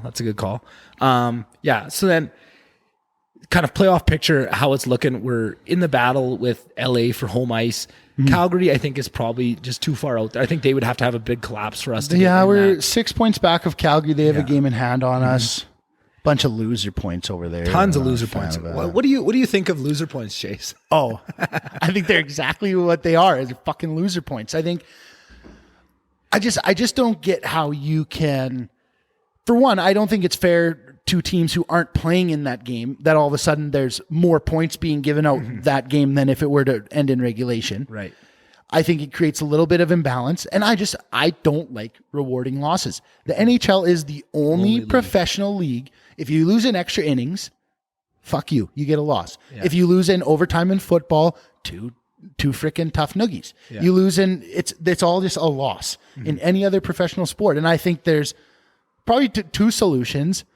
Either you just take away the loser point and it's 2 points, or make it a 3-point game. Yeah, I really go to kind of that international Olympic kind of point scheme, and you say, okay, if we're going to give a loser point, every game then becomes worth 3 points. Exactly. If you can win in regulation, you get all the points.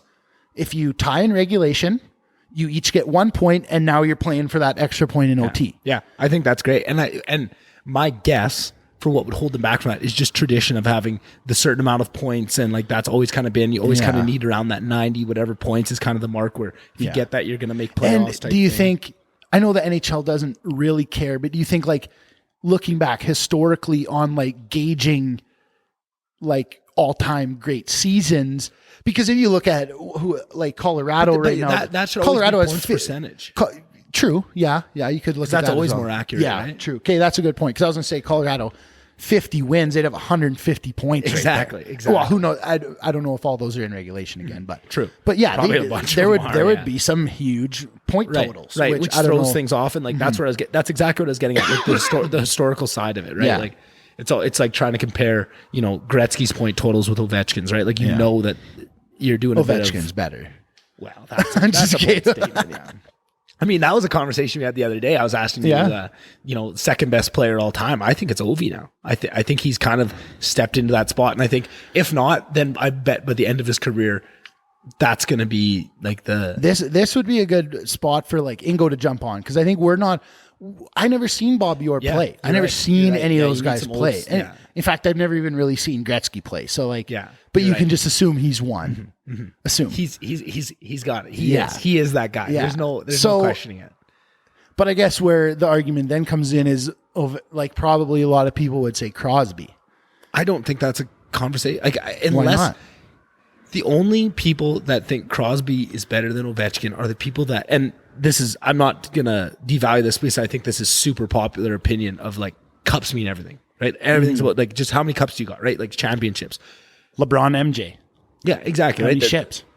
What's your record in the final? That's kind of what everyone says about LeBron. Right. And that's where Ovi might not. But like when you just look at like dominance of like the skill of the player and what they do and what they can achieve in their era, I think that falls right apart, right? Like, and I think the fact that Ovi got that one, and this is where I don't like that he's probably what if Crosby didn't have those concussions?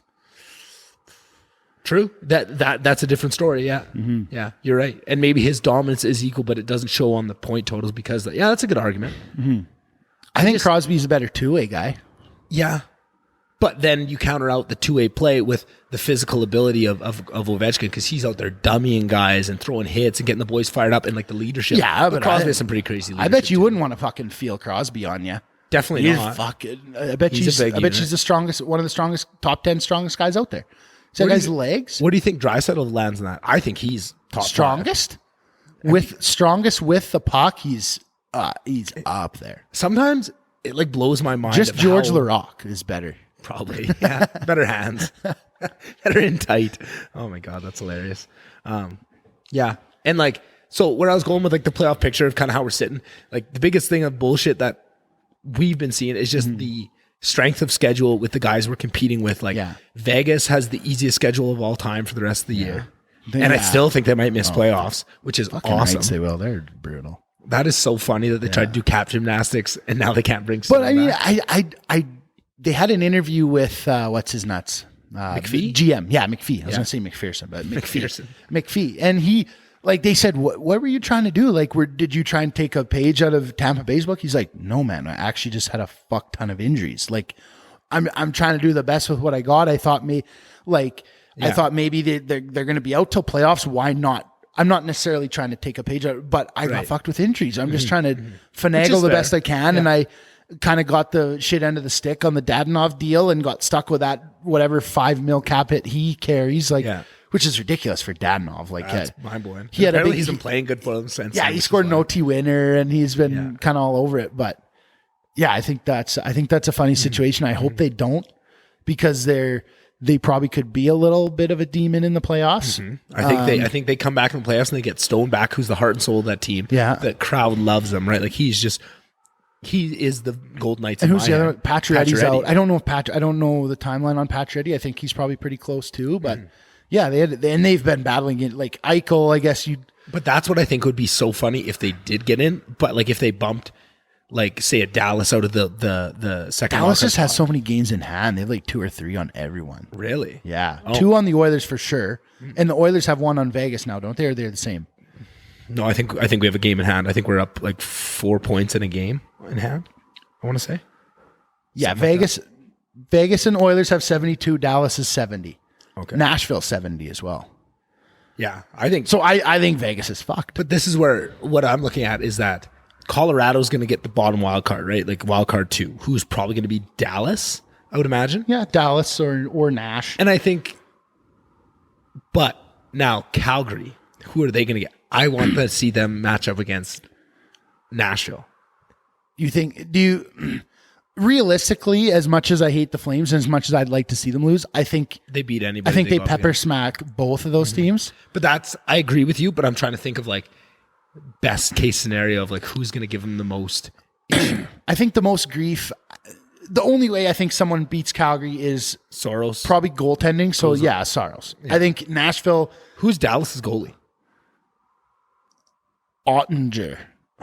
Jake Ottinger and Bishop still? No, Bishop's long retired. Gone. Yeah, they don't have Khudobin anymore. Yeah, I don't know. See, yeah, that's what I mean. In Nashville with Soros, it's a tougher matchup for anyone, I think, than Dallas. Right, and but Calgary has fucking Markstrom. He's probably best goalie in the West. Whoa, who's better than him? Hellebuck. I'd say up until this year, I would have put Hellebuck above him, but he's having a tough year. The whole team's having a tough year. I'm a huge Hellebuck fanboy. I would say Hellebuck's the best goalie. Winnipeg's just having a tough goal this year. But Markstrom's not far behind. So he's top 2 goalies in the West, right? Like he and like his ceiling is John high. Gibson? Yeah, I'd still would take Markstrom over Gibson. You gave us the option to have both. I'd take Markstrom. You wouldn't? You take Gibson over him? I think I would. How old? Gibson's late 20s. Why do I always think he's old? Who did Minnesota's got Fleury? Who did Anaheim? Minnesota's got Fleury. Yeah. Would you rather have Markstrom or Fleury? Markstrom. Taking away all future considerations. Yeah, for just 1 year, not that he's younger or whatever, still Markstrom. Ah, fuck that. I think Markstrom's fucking good. I think Calgary is. Don't get me wrong; they're a good team, and in the way they played, they've been playing playoff hockey all year. You have to such as your coach, but I think that's one piece of the equation. The other piece of the equation is just they have a fucking really great goalie, and a really great goalie when you're playing. Heinous amount of shutouts. It's unreal. Doesn't he have like 10? He had 9. That's absurd. 9 shutouts. What's the record? I don't know. That's got to be like Nah, I bet you like Warbrother has to get something more. crazy. But back then, it was so much easier to score. I would think that the shutout record would be in modern era.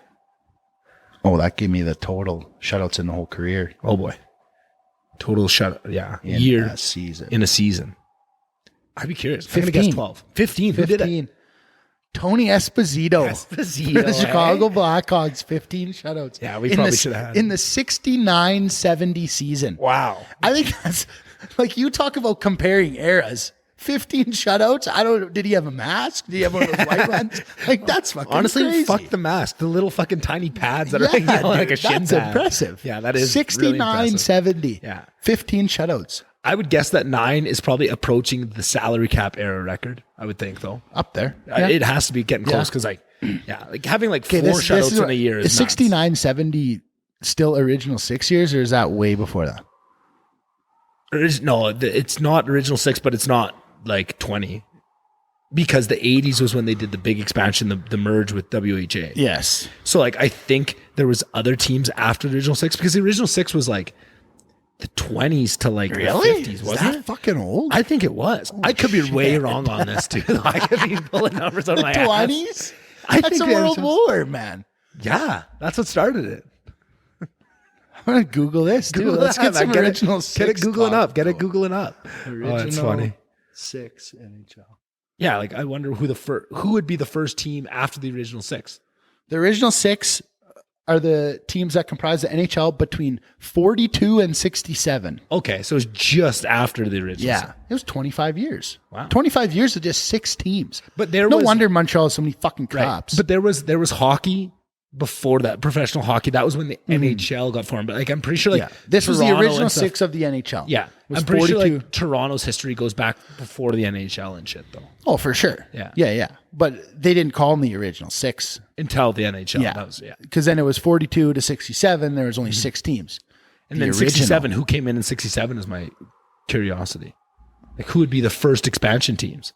I don't know. It'd probably be like it's probably like teams that aren't even around anymore. Like maybe like Quebec, Hartford Whalers, Hartford maybe. Yeah. Atlanta and Columbus are all late.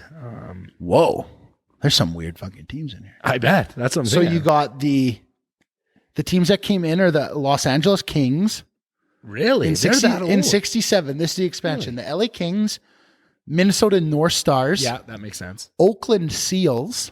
Oh, right. Yeah. The Philadelphia Flyers, the Pittsburgh Penguins, and the St. Louis Blues. Okay.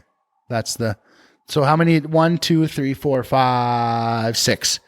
Went from the original 6 to the original 12. Isn't that a beer? 12. Something close to that. Original 6. Proper 12. Proper 12. There we go. That's where we're going. Original 12. Yeah. Proper 12. Speaking of proper 12. Do you want to wrap up with a little UFC? Good. I feel like there's probably some Oilers shit we missed. How long have we been going? Hour 15. I know. I think if there's any Oilers things we missed, we don't want to use up our next few weeks. We need some material, right? Like I have a couple things in my notes, but they're not pressing, so I'll save them on here until next week. Okay. I guess where we could end is the only one thing I wanted to mention is the Oilers' magic number is now 14 points. So we either need that is essentially 14 points. So if Vegas, who's the team, if Vegas loses, that takes 2 points off. Yeah. If we win, that takes. Yeah. If Vegas loses in OT, that takes a point off. Yeah. So I think 14. That's getting there. That's getting there. That's a good number. That is. I like that. Yeah. So yeah, we'll leave it there. The magic number for the Oilers, 14 points. Mm-hmm. I think when we come back on here next Friday, who do they play? Let's do a little. Yeah, we play Colorado and. Yeah, so the week coming up, we play Colorado. Then Minnesota. They're back on the road again for 2 in Minnesota, Nashville. Then Vegas on the Saturday. So we'll be then Dallas. Then Colorado again, then Columbus. That's they got nice. A buzzsaw, man. Pittsburgh, San Jose. Yeah, we have a buzzsaw until the last 2 games. We got a nice Vancouver, San Jose, Vancouver back. Vancouver back to back at the end. But other than that, it's pretty tough. So I think when we come back on next Friday, I would say they have 3 games. Vegas has probably a few games. I think they play Vancouver again. Yeah. They play Calgary next Thursday before they play us. I think we come back on the magic numbers in the single digits. I think we're looking at like 6 or 8. I think the Oilers win 2 or 3 here. Yeah, I think they beat Colorado tomorrow for sure. At Saturday home. night or at home. Saturday night or at home. I think what is their home win streak too? We're on a 6-game win. We're on a 6-game win. Won 9 streak. in a row at Rogers. Yeah, and 6 in a row just general. Yeah. Wow. So I think they beat Colorado. I think they've had a really tough time with Minnesota. Who's hurt on Colorado? Isn't one of their big boys hurt too?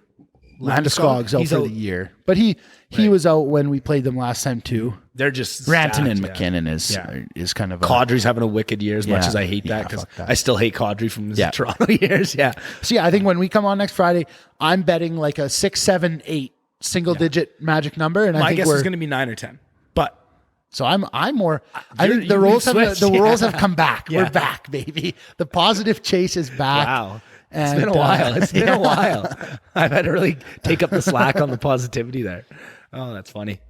So then that's pretty much the Oilers talk. If you don't want to hear about fighting, we're just going to do a quick breakdown of the card. Yeah, quick UFC breakdown you'll get at the end of this pod. I don't think this pod will even be, unless I just do it up tonight and release it tomorrow. Release it tonight or tomorrow morning. That's a great idea. Okay. Because if we do previews, they're really only good until tomorrow night. Right. So you got to get them out. We got to. Okay. So if you have nothing. So do you want to just preview all the fights of the main card and each give like a sleeper prelim? Yeah. Or do you want to what do you want to do? Do you want to do them all? I don't know. That could be a lot of talk if we go. Yeah, I think. But like most, like pretty much the whole undercard is just going to be, just okay. Might want to look for this. Might want to. So like, what's that's why I think let's do a full fight breakdown of like the full main card. Yeah, and then we'll each pick a sleeper fight in the prelims and talk about it. That works. We'll say this is one to be a fun one to tune in and watch. Prelims. Okay. Well, I already know my prelim that excited to watch. What's that? It's kind of Aspen Ladd, Rocky Pennington is probably more so, but just who I'm excited about. Mike Malott, his brother plays for the Manitoba Moose. He just got a contract. He's a Canadian kid. Canadian. Yeah, he just got his contract on Dana White's Contender Series. This will be his UFC debut. He was the striking coach for Team Alpha Male, like Uriah Faber's gym in California, right? Came out and got like a real quick submission, like 30 seconds in. Nice guillotine in the Contender Series. This is his first fight out.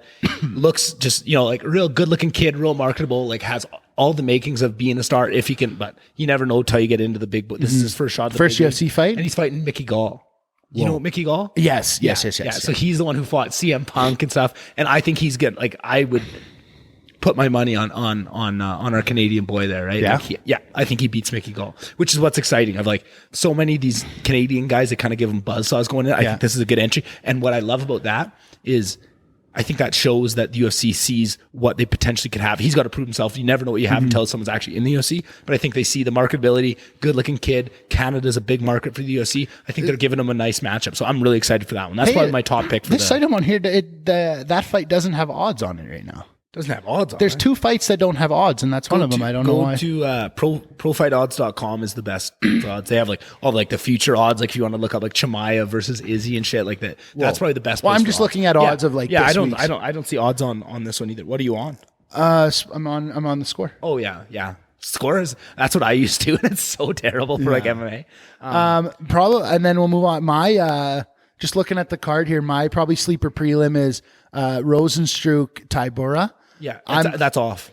It's off. Tabura got sick and couldn't weigh in today. Oh, yeah, I know that's tough. Okay, well, but I could give you another Aspen Ladd. Yeah, Aspen Ladd, Rocky Pennington. That's not the one I was going for. I didn't realize that this fight is the actual sleeper pick of the prelims that I didn't realize. I thought this was on the main card, but Ian Gary, who's Ian Gary. He's got 2 first names. He's dangerous. You love 2 first names. I love it. Especially the last names that are like Gary. Yeah. It's like, what? Gary. But he's a Irish fighter, 8-0, huge like belief. Like he's talking like Connor, right? Like he's just like super good marketing, like really good on the mic, tons of hype behind him, right? Like and what's good about him is it's not even like everybody loves him. Everybody either loves him or hates him because he is kind of cocky, but like people care. And I think that's what you got. Like that was Sugar Sean. That was all these guys that really make a big impact later on their career. He's got that. He's got the spark. He's got that it factor. Yeah. And again, it's not like they're throwing him, he's fighting Darian Weeks, who's 5-1. It's not like they're throwing him a buzzsaw. They're building him up the right way. But I'd say he's probably the fight to the fight to watch on the prelims. Ian Gary. Ian Gary. He's a welterweight, big welterweight too. Yeah, he's. I've been really high on him for a while. I'm pretty excited. So and he's a big favorite too. He's he would be minus 400. Minus 400. Yeah, that's big in MMA. Yeah. Oh yeah, big in MMA. You know what fight's bigger though? Volk. Yes, actually minus 700 or something. And Hamzat is minus 500, which is wild. That is crazy. But this is the thing. I was listening to an MMA podcast this week, and they're saying like, yeah, everybody's saying like, fuck, that's crazy that he's a minus 500 against Burns, who's like just fought for the title and is like probably one of the guys that gave Usman the biggest test behind Colby. Mm-hmm.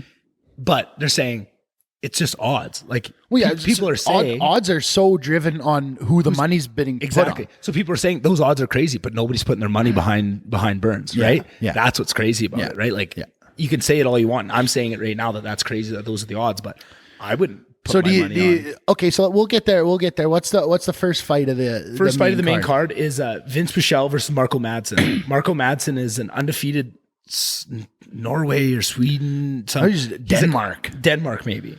I'm the fight guy. You are a fight guy. He was I don't know if he was an Olympic wrestler, but like really high level wrestler. And Vince Pichel is good too, but like I think Vince Pichel has like 20% takedown defense. He's going up against an Olympic wrestler. I would put, what's the odds on that fight? It's a pick'em. Minus 110 either way. I would say that is really good for a parlay or just a single pick. Marco Madsen. I think you could probably, and if you don't want to pick one of the fighters, I think safe bet is just going with fight to go the distance. That's could be minus 175. You throw that in a parlay, fight to go. I don't think I've watched Mark Madsen fight a few times. Yeah. He's gonna grind you out. I think that fight's going the distance. Yeah, so I think he's a bit of an animal though. Hey, he is. He's a mutant. Yeah, he's good. He is a mutant. That's a good word for him. He's a mutant. But that's the thing. Vince Pichel that's what I love about the UFC these days. Is like there's no real certainties in the UFC. It's like every fight is. Yeah, I have an idea, but I could be completely wrong on this. Yeah. And then unless it's Islam Makhachev or Khabib. Yeah. Then it's 100%. And you could write it like a book. You know what the fight's going to be. Yeah, pretty much. Then next fight is our girl, Mackenzie Dern. Mackenzie Dern versus Tisha Torres, who is the Brazilian beauty. Mackenzie Dern. Yeah, her dad is a huge, famous. Yeah, didn't he? I followed her on social media. Didn't her dad? What is the belt above? A black coral belt. Yeah. He got a coral belt. Yeah. Her dad got it. Yeah, so that's above a black belt. I've never even heard of that before. Yeah, so you get your black belt and then there's a bunch of different, and it depends what lineage you're in and stuff, but usually there's stripes that you get, if you have your black belt for 2 years and you're teaching, you get a stripe on it, and after I think it's if you do that for 10 years or something, you get this coral belt, which is red and black block stripe things all around it. Whoa. And then you can get stripes on that. I think there might even be one past coral even. Whoa. Yeah, so her dad's a very decorated jiu-jitsu coach, and she's a hugely decorated jiu-jitsu practitioner. She's won Abu Dhabi and all those things. I could be wrong on that. She's won some really big shit before she transitioned to MMA. Yeah. Her and Gilbert Burns both, aren't they? Yeah. Gilbert Burns is he won a couple big tournaments. But Tisha Torres is OG. Very OG. And little pit bull, little rip. Great striking, lots of spinning shit, exciting fighter, and kind of I mean, who the fuck am I to say this? But almost seemed like she lost her confidence a bit in her striking and was kind of getting a little bit overwhelmed with the names that she was coming up against at the top. But then the last couple fights, it seems like she's become completely free. How old is Tisha? It feels like to me it feels like she's been around quite a while. She has been. She's one of the OGs of the league. She's not as old as Roxy, but she's up there. She's 32, so right in the prime. Yeah, right in the slot. Yeah, that's the age you want. But it's also different. It's your age and how many years at the top of the game you have are two very different metrics, right? If you're a Mackenzie Dern who's only been in MMA for a couple of years, you have way less miles on versus someone who's been in war. So that's going to be a great fight. I don't know. What's the odds on that? Odds on that are Mackenzie's 120, almost a pick 'em though. Mackenzie's minus 125, Tisha plus 100 even money. Yeah. I think my money would probably go on, I like to up the ante a little bit. I normally bet on result too, so I'd probably go Mackenzie Dern by decision. Yeah. I don't want to sound, but for the most part, female fights tend to go the distance more than they For sure. are finished, especially. And Mackenzie's not a big power. She might submit her, actually. That's where I was going to go. I feel like if it goes to decision, you think Tisha might have almost the edge? favor Tisha. I feel like if it's a finish, so Mackenzie by sub. Yeah. I don't think Dern she's pretty durable. She can eat some punches, right? Especially at those lighter weight classes where you don't see a lot of like knockouts and stuff. Thing with Tisha Torres spinning shit, like we saw Molly McCann, when you spin an elbow, it doesn't matter what you weigh. Yeah, it's a violent strike, right? But could be. But here's the other thing. I think Mackenzie was falling in love with her striking a little bit and getting away from. And I think this is all just like aesthetics, because in her first couple of fights, it looked bad because she'd kind of do these big sloppy shots and like get in on like a shitty single, but just like drag them to the ground. Run the pipe. Exactly. Your favorite thing in MMA. And kind of get them down, and her striking looked kind of shitty. And then she always kind of wanted to fix the striking to look a little bit better and like only take like nicer shots and stuff. But I think she realized that was her detriment, and that's why she lost that last fight against so she's kind of getting back to her roots. That's what I get. You never know that, but that's my guess going into it. And if that's the case, and she just, even if she doesn't submit her, but just like each round gets her down. That's kind of why. That's my thinking on Dern by decision. Yeah. I think she just. You're right. I think she's growing into more of a complete fighter, and I think that's a. Her striking looks better every. I think that's a step when you want to take that next step. It seems like you have to be able to win both ways. And I think lots of fighters try and prove that they can go the distance. So they come in with a game plan to go 3 rounds and win the fight. So I think I'm sticking with it. Dern by decision. Chalk it up. I like it. Let's go. Then comes the people's main event. Khamzat Chimaev versus Gilbert Burns. And that, I don't even know what I can say on that. What can you say?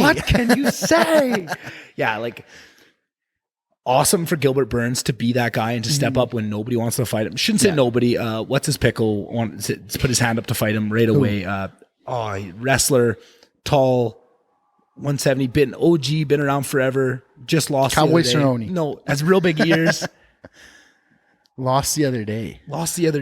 Oh, what? Well, if he lost the other day, he's not beating Khamzat. Exactly. But I have to give him his points, because even like a year ago when he first came in and nobody was putting their hand up, guys like Gilbert Burns and like, this is going to bug the shit out of me. God. I'll figure it out. Keep talking. I can picture him in my head right now. He's got such big fucking ears. Anyway, so Khamzat Chimaev was this absolute, he comes from Chechnya, which is like war-torn, like escaped to Sweden, started training at All Stars with like Gustafsson and stuff, was on the regional scene. And then when the UFC went to Abu Dhabi. Chiesa? Nope. Shit. It's absolutely killing my brain that I can't remember his name. So then when they went to Abu Dhabi to fight Island, somebody just showed Dana apparently on his phone. Yeah, I've heard about this. Like the Khamzat Chimaev, like, you got to sign this guy. Like, he's crazy. And they started to hear all the stories and talk to the gym. And guys like Gustafsson were like, yeah, like he throws light heavyweights around. Like, I just fought John Jones and like went to war with him, and he chucks me around in the gym. This guy's a mutant, like nothing you ever seen before, right? And every once in a while you'd hear those are the stories you used to hear about John Jones back in the day, that he was, when he was at light heavy, when he was a young kid, he would be chucking heavyweights around and stuff. And like, you got to see it in the cage. So then they just bring him in, give him kind of a nobody just to see what he's got on Fight Island. And he absolutely walks through, doesn't take a punch, just like takes him down, mauls him. They give him another fight 10 days later, right? Comes back in and he knocks him out, I think, or he takes him down again. I think it was Mearshart, wasn't it? That was the next one. So then he fought two kind of no name guys, and then they go, holy shit, this guy just ran through both these guys. And I say no name, but anybody in the UFC is like cream of the crop, top of the yard, but just ran through them. So then they gave him Mearshart, and that was where I was like, okay, one of the better names. Yeah, big name, yeah, like a good for sure. Mearshart. Oh my god, you're an idiot. I definitely did not. Good name. Yeah, he's a great name. It's a great name on the record. And he literally one punches him, just caves his face. Yeah, that was a good one. And then everyone woke up and was like, holy shit. And then since then, nobody will fight him. And just can't get him a fight. No. Then he fought Li. That was when he picked him up, carries him over to Dana screaming, I will kill everybody. I'm going to eat everybody in the division. I'm going to smash them, like while holding him in the air, and then just throws him down, chokes him out. Proceeds to beat him up, choke him out in front of Dana. Yeah. And Li Ji Liang and then he does the whole screaming interview. I'll kill everybody. Like screaming. I'm like, oh my God. So like he's just this enigma, and he doesn't do many interviews and stuff, and he's kind of just in the depths, but nobody wants to fight him. And he's on a press conference yesterday. He's playing solitaire on his phone or whatever. Oh, he's a goofball. Funny. So like nobody really knew who he was, but then Darren Till, who's like one of my, he's like my top 5 favorite fighters. I've loved him since he came in. He's such a good personality. After Darren Till lost to Brunson, Chimaev said like, hey, come train, brother. Like, and Darren Till's like, oh, okay, I'll come. And they just hit it off, and they've just been like the biggest best buds. And they're both so funny and like, which is so good leading up to this fight, because he always had this huge hype, but nobody really knew who he was. And he's this big mysterious guy. And now you get to see kind of a little bit of his personality come through, and he still kind of lays on the big scary guy show, but like Darren kind of breaks that a little bit and shows, you get to see a little bit through it. So just in the last 3 weeks leading up, his star power, which was already super high, and like anybody in the MMA game is super excited to see him fight again, especially against someone like Burns, who, like you said, fought for the world title against Kamaru, is a jiu-jitsu world champion, like is top of the heap at 170. There's not many guys better, right? Like maybe Colby and Kamaru, and they're about to fight, and everyone's excited, and like the odds that are coming out, like that is crazy. Minus 500 Hamzat. That is craziness. So that is probably, I would say, like the actual main event. Like that's what people are most excited for. That's the one you don't want to miss. Yeah. And then it goes to Aljamain Sterling, Petr Yan, which is a rematch. Oh man, Aljamain just he's the opposite of growing on me. Like he just, and I was such a big fan of him, man. And I can't even, because me and I've over the last since that I've tried to caveat it and show like the other side, and he is a good dude, and like but he's just heinous. Being so cringy. Yesterday with that Jacksonville football helmet, like just on his knee, like oh my God, like the whole embedded series. He has like this MMA rule book for dummies gag that he's got like just like written brutal. On a notebook. It's brutal. It's so cringy. It's terrible. Yeah. But I think the whole thing about that is when he first won that title that way. What didn't he come out and say like, oh, crying, I don't want to win a title that way. Don't even give me the belt. Like I don't want, which I was like, okay, that's kind of cool. For sure. And that was me too. And it was like, 100%. And now he starts doing all this bullshit and going total 180 and now saying. Because what happened is everybody was on his side in that moment, because everyone saw, because that rule is just fucked, that you take an illegal blow. They ask you, do you want to continue? That person knows. And this has happened once before in a title fight when, Anthony Smith fought John Jones, and John Jones hit him with an illegal knee, right? And they gave it to Anthony Smith and said, if you say you can't continue, belt is yours, you win. If not, you're going in. And he just went out on shield, said, no, I can fight. Deduct a point or whatever. Let's go. And which was amazing. And like everyone loves like his stock shot through the roof. Everyone loves Anthony Smith now because of that, right? Like he's fighter's fighter. Difference is, and then he beat up that crackhead in his house. That also helped his stock for sure. But difference is now the knee that Petr Yan hit Alja with was a fight-ending blow. It was completely not on him. That was a crazy knee that he ate. You don't see it coming.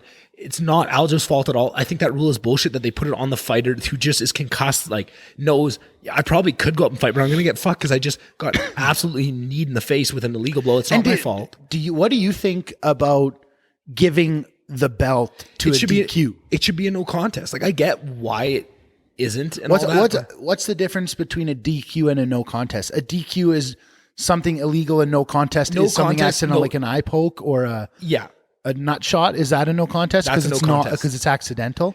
You technically would say it's up to the ref. A knee on the head is on purpose. Is an illegal strike. Yeah, and that was what was really bad about it. He said he's down. The ref. It was heinous. Said he's down. Right. He threw a couple bunch, and then he threw that knee, and it was like, everybody was like, that was super illegal, and not just illegal, but super hard. It was a fight ending for sure. It was right. So like you can't put it on to Aljamain. the difference is, an eye poke, nut shot, but an eye poke or a nut shot could be considered a DQ if, say, like the whole, and I could be wrong on this, take this with a grain of salt, but I'm pretty sure that like if you've been poking him in the eye and you've had all these warnings, maybe you already had a point taken away and then you poke him in the eye again, you can't continue. I think it's up to the ref's discretion to make that a DQ or a no contest. Yeah. And I think you could probably, what's it called? When you go to try and get it overturned, you can, it's also protest. In law. Yeah. Protest. Appeal. Thank you. That's the word I wanted. You can appeal it. But like, it's so funny in MMA, you can appeal a bunch of shit and like never, like I've never seen an appeal go through. They always just back what happened in the case. I've never even heard of an appeal. That's probably how quickly they get shut down. Yeah, they just never. It gets appealed to the fighting commission. To like, this is in Vegas. It goes to the Las Vegas Fight Commission. You'll always see like really bad decisions and stuff. Lots of times, just to go through the motions, they'll appeal it. But it never changed. They always back the judges or back the ref, whoever. I think. And I can see why. I mean, you reverse one decision, and that opens the floodgates of. Yeah, I think you just gotta. And like every once in a while, you'll see things get overturned from a DQ to a no contest from time to time. Maybe that's probably the only time I've seen things appealed. But get back to Aljamain. Yeah, so then he says everything right in the cage. I don't want to win this way. Throws the belt down, doesn't wear it out. And then that night when he's with Longo and his coaches, everyone in the room, and Rob, they're all cheering out because he's down, and they're saying like, you know, like, no, you're a champion. Like that's not your fault that you got DQ'd. And like he's having a couple drinks. They said, so they bring the belt out. They say, no, like put the belt on, and like they get him and he takes some pictures with it, and he is excited. He posts some pictures with it at night, and the MMA world turned on him. And he was like, oh, you just was crying about it, and now you're celebrating with the belt. Like, what did you just say like 2 hours ago? Right. And he like it absolutely mental pretzeled him. You could see it happen. And he was just like, because he was always kind of a darling, and like had lots of fans. He was always a fight favorite. He always was good on the mic. And he just went full heel turn and just went into all this cringy shit and just went worse and worse. Like, oh, you're going to hate me. Did almost like the Casey O'Neill in Houston when she beat Roxanne. But she did it a lot more thug. Exactly. Casey O'Neill. Whereas he just, kind of. Unreal. Casey O'Neill. Unreal. The king. She's got to be fighting soon. King Casey. She is. Casey. She got a fight on Fight Week against. Fight on Fight Week. Whoa, what's that? International Fight Week. Oh, yeah. Cool. I saw her. I can't remember the name of the girl she's fighting, but she's fighting International Fight Week. That's exciting. Yeah, that's very exciting. I'll go look who she's fighting actually on her social media. So then all that heat is going, and since then Petr Yan fought because then he had a neck injury and they couldn't fight and it drug on, and now Petr Yan, who was winning that fight at the end before he threw that strike, I went and rewatched that fight last week. Jessica Ai. Ooh, that's a good one. That's a good one. She's going to mangle Jessica Ai. Yeah. Jessica Ai is so overrated. Again, what the fuck do I know? I shouldn't say that shit. I feel bad. Like, these guys are stepping into a cage to fight. Yeah. Who am I? But like, I think she's real overrated. I think that's great matchmaking. That's perfect because she's highly ranked. She's got a name. Perfect for Casey O'Neill. Yeah. Love that matchmaking. That's awesome. So now this is like just been so much build up with Aljamain and Petr Yan. Petr Yan's fought Corey Sandhagen, who is absolute killer and peppered good, right? Peppered him, and won this interim title. So this is what I love about it. They both get pay-per-view points because he's got the interim title. Aljamain's got the whatever title, the title, I guess. But how does that work? So what's pay-per-view points? What is you have your deal, and like a multiplier on your money, or for your fight, however many. So if you have it's not even if you have the title. I think it's if you defended the title. There's a bunch of things. It's all negotiated. But when you get to the top of the game, and some guys get pay-per-view points that aren't the chat. Like it's what you can negotiate, but you get a certain percentage. Say you get like, if there's 500 pay-per-view buys, there's a calculation, and you get X amount of dollars per pay-per-view buy. Right? Gotcha. Like that's why McGregor's numbers always look like they have what they legally have to disclose as like your fighter pay that they have to give to the commission. And that always gets disclosed, right? Like that number that came out for Francis in that last fight. Francis made 500 grand. He didn't make 500 grand. He made way more than that. Still not nearly what he made, but that's not what he made, right? But they don't have to disclose that. And that's where the UFC is always saying like, oh, you guys say fighter pay, you have no idea like what our actual deals are. But if you're in the know and all the managers, like people kind of know what they make, and it is kind of heinous. The lower end. The lower end. But like for the most part, any champion or interim champion for the most part gets pay-per-view points. Yeah. That's why you'll see like certain people will campaign to fight on a card. Like everybody wants, if you're a champion, say you're Davison Figueiredo, right? 125er, really exciting fighter, but not a huge like pay-per-view draw. He's always trying to campaign to get on like an Izzy card or like a Connor card or like a Sugar Sean card, right? Like, because those are people that bump up the pay-per-view buys and they help you make your money. Do you think that's why they have this double title night and not bashing any title holders, but if you were to list through the biggest draws out of title fights, let's be real, probably Aljamain and Piotr Jan and Volkanovski probably are in the lower half of the champions for sure. At least so a matchup against Korean Zombie. So do you think there's if he had Holloway, a different story? Exactly. But that's Holloway. That's not Volkanovski. And I think, do you think they then negotiated that, put this Khamzat Burns fight on our card? Could be, yeah. And it's they don't have the power to, right? Make it a double title card. So then it's exactly. But like more so what they do is like if they don't like a champion, they'll put him on kind of a dud card with like two lesser, like they used to do that to Mighty Mouse all the time when he was the champion, because they didn't want him to make nothing, and they wanted to show that you're not a draw, so he didn't get paid more. You just kind of fuck him over, right? Gotcha. And then you have people like, Juliana Pena, who really understands the fight game. She's very smart on all this stuff, and she's campaigning to say like, yeah, well, no, let's fight with Amanda when Connor's back. Like we'll do a big card, right? Like the women's GOAT or whatever you guys want to say him, because she knows I'm gonna get the pay-per-view points on that, right? Like those are just all the little intricacies that for sure you might miss if you're not fucking watching 12 hours of MMA podcasts a week like I do, right? But it's interesting. So that's gonna be a great fight. Piotr Jan. Who do you got? Piotr Jan. Yeah. But I would say of Jan by finish. I would say of these three title fights, these three big fights at the top of the card that all have big favorites, right? Volk's a huge favorite, Piotr Jan's a big favorite, and Chimaev's a big favorite. I'd say the livest dog of all those is Sterling. Yeah. And then Burns. And then Zombie. Korean Zombie. I think you throw the house on Volk. I think Volk is under fucking rated, even still. Oh yeah. He's also a mutant for he's unbelievable. For how little he is. He used to be a rugby player. How smart he is, dude. He is like the IQ in the fight. He's like reminiscent to me of like a George St. Pierre, knows exactly what he needs to do in that moment to win, and will do that. Hard. That's a big comparison there. For sure. Like, like esque we'll call it. GSP esque, not to give him the full rub, but I think he is that guy. I think he's going to be champion for a long time. And I think eventually him and Holloway are going to match up again. I guess, moving on to the main event, Alexander Volkanovski versus Korean Zombie. And again, what's supposed to be Max Holloway. That's my favorite fighter. I fucking love Max Holloway. Bit of a disappointment for me, but I would say Max Holloway is didn't he want back on the card? There was some weirdness, and there's always a bunch of weirdness around Holloway with like his head and stuff. Like he's been pulled from cards for weight cut, and I think he just almost has like a certain way he talks that people always are worried that he's got CT. And I don't know if that was the issue. But I think it was one of those things where, they were kind of looking at it's supposed to be Holloway and Volk, and then it just came out that Holloway might not, I don't even think it was for sure, it might not be able to make the fights. Then there's a whole big campaigning.